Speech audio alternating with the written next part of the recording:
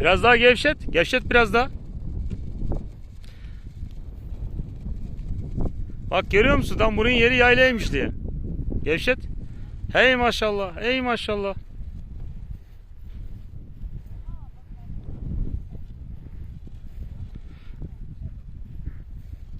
Uçuyor mu oğlum? Hey maşallah.